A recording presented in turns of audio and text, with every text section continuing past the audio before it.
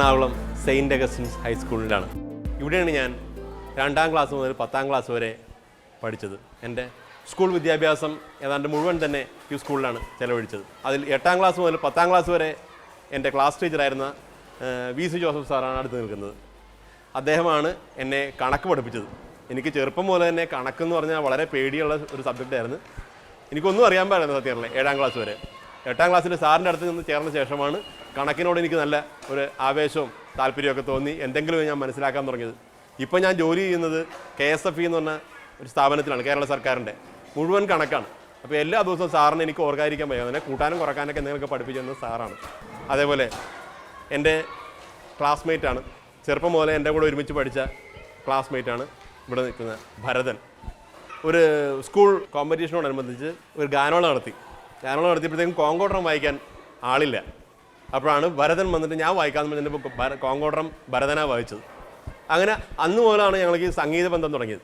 അതിനുശേഷം അദ്ദേഹം വീട്ടിൽ വന്നു, എൻ്റെ വീട്ടിൽ വന്നിട്ട് പറഞ്ഞ് നമുക്ക് കൊച്ചു പിള്ളേരുടെ ഒരു ട്രൂപ്പ്, നമ്മളുടെയൊക്കെ സമപ്രായക്കാരുടെ ഒരു ഗാനമേള ട്രൂപ്പ് ആരംഭിക്കണം. ഞാൻ പറഞ്ഞു എനിക്ക് ഗാനമേളയായിട്ട് സിനിമാ പാട്ടുകളായിട്ടൊന്നും യാതൊരു ബന്ധവുമില്ല. ഞാൻ ഇടവകപ്പള്ളിയിൽ കൊയറിൻ്റെ കുറച്ച് പാട്ടുകൾ മാത്രമേ എനിക്ക് അറിയാൻ പാടുള്ളൂ. അപ്പോൾ ഭരതൻ എന്നെ നിർബന്ധിച്ചു, നിനക്ക് കഴിവുണ്ട്, നീ പള്ളിപ്പാട്ട് വായിച്ചാലും നീ സിനിമാ പാട്ടിലേക്ക് കയറി കഴിഞ്ഞാൽ നിനക്ക് അതിൻ്റെ ആളാകാൻ പറ്റും. അതുകൊണ്ട് നീ വാ, എൻ്റെ കൂടെ വാ, എൻ്റെ വീട്ടിൽ വാ. എൻ്റെ വീട്ടിൽ അടുത്ത ഒരു ദിവസം പറഞ്ഞ് ആ ദിവസം പ്രാക്ടീസ് വെച്ചിട്ടുണ്ട്. കുറച്ച് എൻ്റെ കൂട്ടുകാരൊക്കെ വരുന്നുണ്ട്. അതിൻ്റെ പേരിൽ നീ ഇങ്ങോട്ട് വാന്ന് വെച്ചിട്ട് ഞാനൊരു ദിവസം രാവിലെ ഭരതൻ്റെ വീട്ടിൽ ചെന്നപ്പോഴത്തേക്കും അന്ന് ഒരു പാട്ടുകാരൻ വന്നിട്ടുണ്ടായിരുന്നു. ആ പാട്ടുകാരൻ കിഷോർ കുമാറിൻ്റെ ജാനജ എന്നുള്ളൊരു പാട്ടാണ് പാടിക്കൊണ്ടിരിക്കുന്നത്. അപ്പോൾ ഞാൻ ഉടനെ തന്നെ ആ പാട്ടനുസരിച്ച് ഏതോ ഒരു കോഡ് പിടിച്ചു. പക്ഷേ അന്ന് റെക്കോർഡ് വെച്ചോ അല്ലെങ്കിൽ കാസറ്റ് വെച്ചോ ഒന്നും പഠിക്കാനുള്ള സംവിധാനമില്ല. ഞാൻ അതേ ഒരു പല്ലവി പാടിയ ശേഷം പിന്നെ എന്തെങ്കിലും ബിറ്റ് വായിക്കാതെ അടുത്ത ചരണം പാടാൻ പറ്റില്ലല്ലോ. അപ്പോൾ ഞാൻ എന്തൊക്കെയോ വായിച്ചു. സത്യം പറഞ്ഞാൽ എൻ്റെ കമ്പോസിങ് ജീവിതത്തിൻ്റെ ആരംഭം വരുന്നത് ഇന്ന് ഞാൻ ഇപ്പോഴാണ് എനിക്ക് മനസ്സിലാക്കുന്നത്. എറണാകുളം സെയിൻറ്റ് അഗസ്റ്റിൻ ഹൈസ്കൂളിൽ ഞങ്ങൾ പഠിക്കുന്ന സമയത്ത് ഞങ്ങളുടെ ഹെഡ് മാസ്റ്ററായിരുന്നു അയ്യർ സാറ്. പരമേശ്വര അയ്യർ എന്നാണ് അദ്ദേഹത്തിൻ്റെ ഫുൾ നെയിം. ഞങ്ങളോടൊക്കെ വളരെ വാത്സല്യമുള്ള ഒരു അധ്യാപകനായിരുന്നു. അദ്ദേഹത്തിന് സംഗീതത്തിൽ പ്രോത്സാഹിപ്പിക്കാനൊന്നും സാധിച്ചിട്ടുണ്ടാവില്ലായിരിക്കാം, എങ്കിലും ഞങ്ങളുടെയൊക്കെ സംഗീതത്തിലെ കഴിവുകളിൽ വളരെ അഭിമാനിക്കുന്ന ഒരു വ്യക്തിയായിരുന്നു.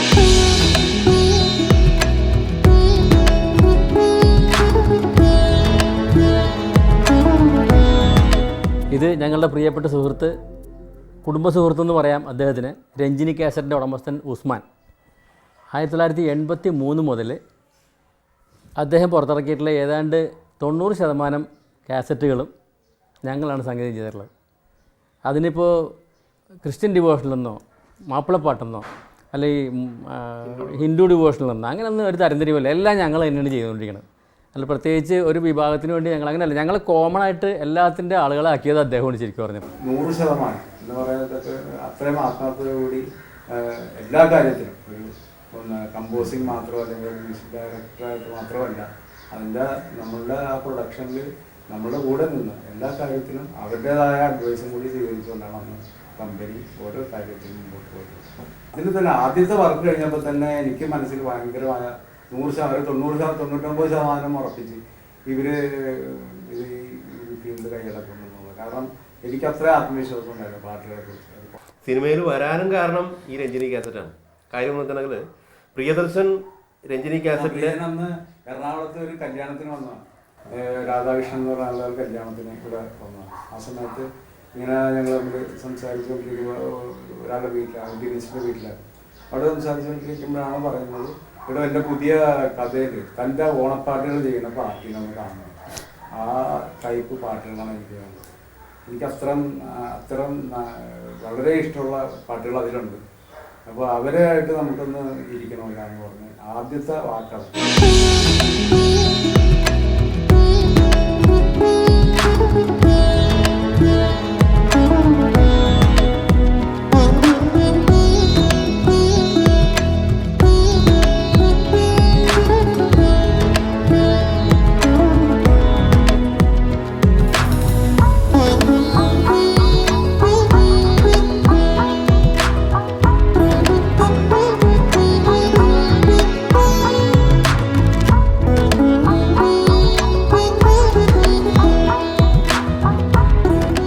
നിൽക്കുന്നത് എറണാകുളത്ത് തമ്മനം എന്നുള്ള സ്ഥലത്തുള്ള വിനോദ ആർട്സ് ക്ലബ്ബിലാണ്.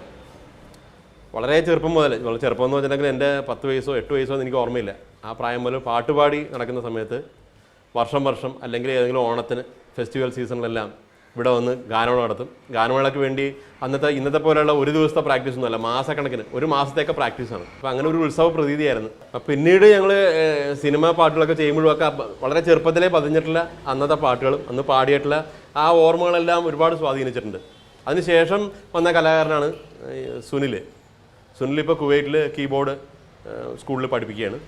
പ്രോഗ്രാമൊക്കെ കഴിഞ്ഞിട്ട് ഒരു പാതിരാത്രിയൊക്കെ ആകുമ്പോഴത്തേക്ക് ഹാർമോണിയം തൂക്കി പിടിച്ച് വീട്ടിൽ നിന്ന് കൊണ്ടുവന്നിട്ടുള്ള ഒരു ഹാർമോണിയം ഉണ്ടാവും. അതും തൂക്കി പിടിച്ച് നടന്നു വേണം വീട്ടിലെത്താനായിട്ട്. വളരെ കഷ്ടപ്പെട്ടു. അപ്പോൾ ഈ പോകുന്ന വഴിക്ക് ഇവിടെ നിന്ന് ഒരു 2-3 കിലോമീറ്റർ നടക്കണം.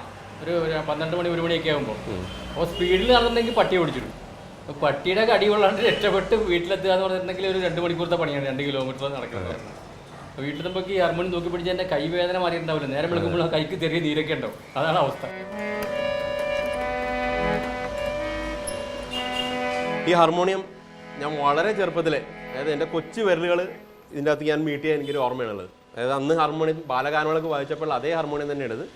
പിന്നീട് വളരെ വർഷങ്ങൾക്ക് ശേഷമാണ് ഞാനത്, ഇത് വർക്കിംഗ് കണ്ടീഷനല്ല, എന്നാലിപ്പോൾ വായിക്കുകയാണ് അതേ ഹാർമോണിയത്തിൽ തന്നെ. അപ്പോൾ അന്ന് പാടിയ ഒരു പാട്ട്, അന്ന് ഞാൻ പറഞ്ഞൊരു 3-4 പാട്ടൊരു ഗാനങ്ങളൊക്കെ അന്ന് പാടുമായിരുന്നു. അതിലൊരു പാട്ട് എനിക്ക് ഓർമ്മയുള്ള ഞാൻ പാടാം. പള്ളിയരമന വെള്ളിയരമനയിൽ പൊന്നു കൊണ്ടൊരാൾ രൂപം, ചിത്രമണിയറ മുത്തുമണിയറയിൽ ശില്പി തീർത്തൊരാൾ രൂപം, സ്വപ്നശില്പി തീർത്തൊരാൾ രൂപം, പള്ളിയരമന വെള്ളിയരമനയിൽ പൊന്നു കൊണ്ടൊരാൾ രൂപം, ചിത്രമണിയറ മുത്തുമണിയറയിൽ ശില്പി തീർത്തൊരാൾ രൂപം, സ്വപ്നശില്പി തീർത്തൊരാൾ രൂപം. ഇതൊക്കെ ഞങ്ങളുടെ കുടുംബാംഗങ്ങളാണ്. ഇത് ഞങ്ങളുടെ അമ്മച്ചി, ഇത് അനിയൻ, അനിയൻ്റെ മകൻ, അനിയൻ്റെ ഭാര്യ, 2 വല്യമ്മച്ചിമാർ. ഈ 3 പേരും ഞങ്ങളുടെ സ്വത്തുക്കളാണ്. ഇവരാണ് ഞങ്ങളുടെയൊക്കെ ഐശ്വര്യം. മയിലായി പറന്നുവാ മഴവിൽ തോൽക്കുമെന്നഴകെ, കനിവായി പൊഴിഞ്ഞുതാ മണിപ്പേലിയൊന്നു നീ അരികെ, ഏഴില്ലം കാവുകൾ താണ്ടി എൻ്റെ ഉള്ളിൽ നീ കൂടണയൂ, എൻ മാറിൽ ചേർന്നു മയങ്ങാൻ 7 വർണ്ണവും നീ അണിയൂ, നീലരാവുകളും ഈ കുളിരും പകരം ഞാൻ നൽകാം. എൻ്റെ കുടുംബമാണിത്. ഭാര്യ ഐഡാമ്മ, 2 മക്കൾ. ഇത് ആഷിൻ ബിടെക് കഴിഞ്ഞ് വന്നിരിക്കുന്നു. സംഗീതമായിട്ടൊക്കെ കുറച്ച് ബന്ധമൊക്കെ ഉണ്ട്, എങ്കിലും അങ്ങനെ പ്രത്യക്ഷമായിട്ട് മുന്നിലേക്ക് ഇറങ്ങിയിട്ടൊന്നുമില്ല. അഭിപ്രായമൊക്കെ പറയും ഞങ്ങളുടെ പാട്ട് കേട്ടാൽ. സുബിൻ ഇവൻ്റെ പേര്. ഇവൻ പാട്ട് പാടും. ഇയാൾ തന്നെത്താനൊരു പാട്ട് പഠിച്ച് അവിടെ സ്കൂളിൽ പാടി, അവിടെ നഴ്സറിയിൽ പാടി ഒരു സമ്മാനമൊക്കെ കൊടുത്ത് അത് മേടിച്ചിട്ട് വന്നപ്പോഴാണ് പാട്ട് പാടുന്നത് മനസ്സിലായത്. പിന്നെ ഞങ്ങൾ കുറച്ച് പാട്ട് പഠിപ്പിക്കാൻ തുടങ്ങി. ഞങ്ങളുടെ വിവാഹം 83-ലായിരുന്നു. അറേഞ്ച്ഡ് മാരേജാണ്.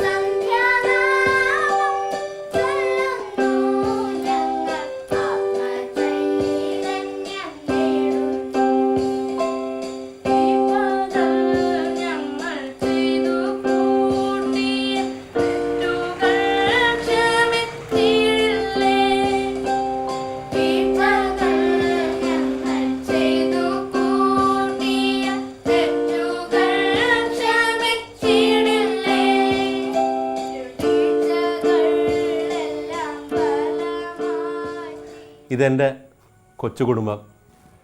എൻ്റെ അമ്മ ത്രേസ്യാമ്മ ജോൺ, എൻ്റെ അമ്മായിയമ്മ ലില്ലി ആൻ്റണി, എൻ്റെ ഭാര്യ ജൂഡി, എൻ്റെ മൂത്ത മകൻ താൻസൻ, ഇത് സെറീൻ, രണ്ടാമത്തെ മകൻ കീർത്തൻ, ഞാൻ ഇയാളെ കാണാൻ വേണ്ടി ആദ്യം ചെന്നപ്പോൾ തന്നെ എനിക്ക് സ്ട്രൈക്ക് ചെയ്തത് ഇവരുടെ വീട്ടിൽ ഡെയിലി പാട്ട് കേൾക്കുന്നതാണ് എന്നെനിക്ക് മനസ്സിലായി. അതിനുള്ള സാമഗ്രികളൊക്കെ ഉണ്ട്. അപ്പോൾ തന്നെ എനിക്ക് മനസ്സമാധാനമായി. കാരണം എൻ്റെ മനസ്സ് മുഴുവൻ സംഗീതമുണ്ട്. അപ്പോൾ സംഗീതം ആസ്വദിക്കുന്ന ഒരാളെങ്കിലും ആയിരിക്കണം എൻ്റെ ഭാര്യ എന്ന് എനിക്കൊരു നിർബന്ധം ഉണ്ടായിരുന്നു. അവർ പല സമയത്തും എനിക്ക് ചിലപ്പോൾ ഇനി ഇതൊക്കെ മതി എന്നൊക്കെ തോന്നുന്ന സമയത്ത് വരെ എന്നെ ദൈവം ഇങ്ങോട്ട് ചേട്ടനെ ഭൂമിയിലേക്ക് അയച്ചത് സംഗീതത്തിന് വേണ്ടിയാണ്. അപ്പോൾ അതിൻ്റെ പേരിൽ എന്തെങ്കിലും ഒരു കാരണം ദൈവത്തിനുണ്ടാവും, എന്തെങ്കിലും ഒരു ഇൻറ്റൻഷൻ ഉണ്ട് ദൈവത്തിന്. അതുകൊണ്ട് സംഗീതത്തിൽ തന്നെ പരമാവധി മുന്നോട്ട് പോകണം, എൻ്റെ ഭാഗത്തുനിന്നുള്ള എല്ലാ സപ്പോർട്ടും ഉണ്ടാവും എന്ന് പറഞ്ഞതിൻ്റെ ധൈര്യം തന്നിട്ടുള്ള അതാണ് ജൂഡി.